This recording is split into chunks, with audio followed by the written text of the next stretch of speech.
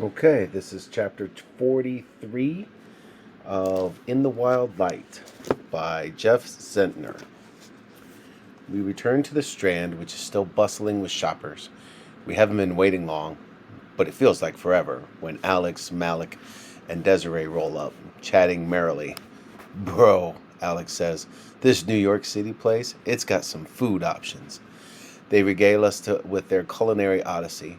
They're so exuberant, it eases V's and mine efforts to act like everything's fine. Delaney, Takesha, and Dr. Adkins arrive. They also radiate the aura of having had the time of their lives.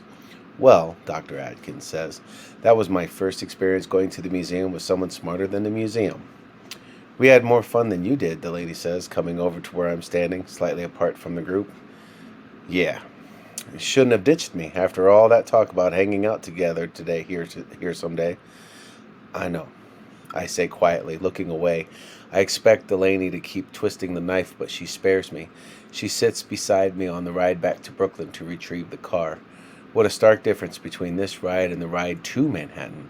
I imagine making this journey in triumph, V by my side, our eyes sparkling, everyone giving us congratulatory smiles.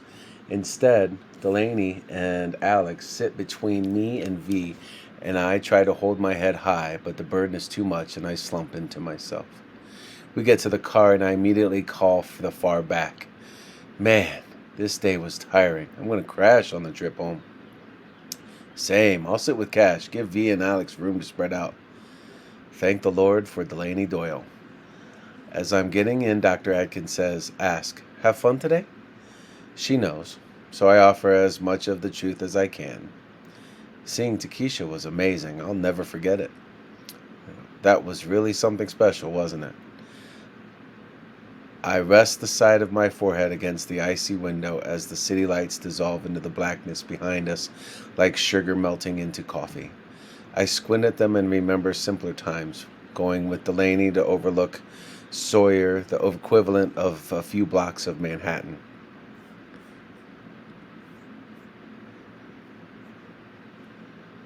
They look like phosphonies, Delaney murmurs, seeing my fixation on the skyline. Do what? That's what you call the little lights you see when you close your eyes.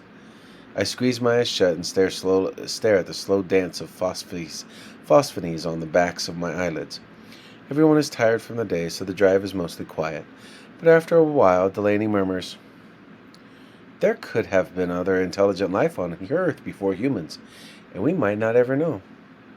How? I ask. Hundreds of millions of years ago.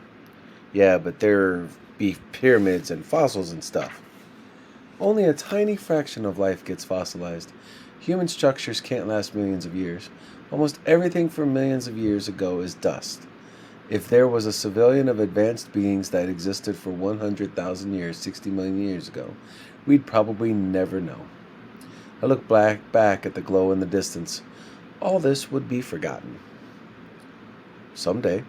I think on our passing through the night over the pulverized bones of long-buried loves and memories, and it's an oddly soothing idea that the world forgets all of our wounds and aches so completely, so eventually you can distinguish them from dust. Delaney slumps into my shoulder. She reaches over and takes my hand, the way she did at my mama's funeral. I feel the roughness of her distressed thumb. This is the third time you've held hands with a girl tonight, zero of which how you hoped for. She doesn't let my hand go the rest of the drive. This won't help my case that I'm not in love with Delaney, but I don't mind, because without her to hold on to, I would drown in the current of my sadness. Back on campus, we say our goodnights. V and I don't hug like we normally do. I play it as a joke, like I'm afraid of knocking off her hat. But I don't know who I'm performing for anymore. Alex and I walk slowly back to the Koch Hall. He puts his arm around my shoulders and we walk for a while without speaking. Finally, he says, you took the plunge. From 100-foot cliff into 4 inches of water. Man, Alex says. Got the old, I just want to be friends. I don't feel like telling Alex about the other part. Aw, man, I'm sorry, bro. It's all good. I mean, it's not really, but for what it's worth, man, I think she's sincere about it. I could tell you mean a lot to her. I sigh. We get on the elevator. Alex drops his arm to hit the button on for his floor. As he's about to get off, he turns to me and motions me. Come on, bro, hug it out. I smile against my will and we hug. It feels good. Alex smells like restaurants, smoke and sizzling oil and spice. And then I'm alone again. I trudge to my room. I sit in the silence. Trip is gone for Thanksgiving. I almost wish he were here to provide some distraction. Even anger or annoyance would feel better than what I'm experiencing. I text Delaney. Me, sorry again for ditching you in NYC. I regret it. A few seconds pass. Delaney, you okay? Me, I guess you figured out. Delaney, yeah. Me, did V tell you? Delaney, your face did. She hasn't said anything. I'm sorry, Cash. I hate to see you hurting. Me, I feel like an idiot. Delaney, you don't seem like more of an idiot than normal, if that's a comfort. Me, surprisingly it is. Delaney, you've survived worse. You'll pick yourself back up. Me, I hope. Delaney, you still owe me a trip to NYC, us hanging out like we planned. Me, damn right I do. I try to sleep, and as exhausted as I am, it should be easy, but each time I drift off, my brain replays the conversation with V and it snaps me back awake. Like I'm trying to sleep on a narrow catwalk over a freezing lake, and every time I near sleep, my hand falls into the icy water. It's 2 a.m. I look at my phone as though there'll be a text from V saying, "Hey, now that I've had some time to think, I want to be your girlfriend after all." Of course, there's nothing. I spiral. Why are you choosing to be so far from everyone who loves you? At a place where you're only going to fail and let everyone down. You could quit school tomorrow and leave all this hurt behind. I want to talk with Pawpaw so bad it makes my teeth ache. I honestly consider for a second or two calling him, but I would be pulling him from sleep and I couldn't. Then I remember Dr. Atkins' book. I haven't even cracked it open to see her dedication to me. I open it and, still under my blanket, I can't bear leaving the warmth to turn on the light. I read by the glow of my own phone. To my fellow poet Cash, there is beauty in every wound. Find it. Your friend, Bree Ray Atkins. Fellow poet. I feel about 10% better immediately. I start thumbing through reading. It's a garden of aching wonder. She writes about things, landscapes, and people I know. Her poems massage the hurt from my heart, not by asking me to avoid it, but by asking me to sit with it and to speak with it, to know it.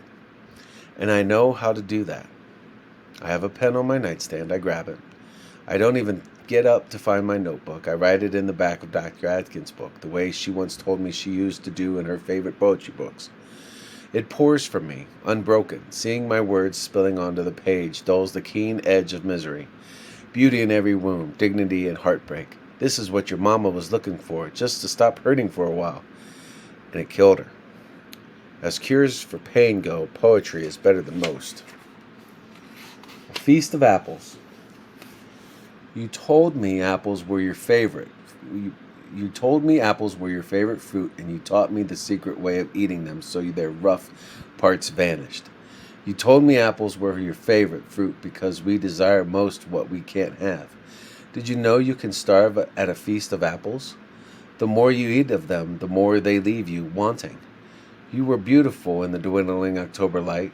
All around us was the sweet perfume of apples' sun-flushed skin, heavy in the burning season's breath. I wanted to kiss your lips clean of the nectar that anointed them. I was delirious with want. There was no amount of you that would not leave me hungry. That is the end of Fall, and we are going into chapter 44 on the next video.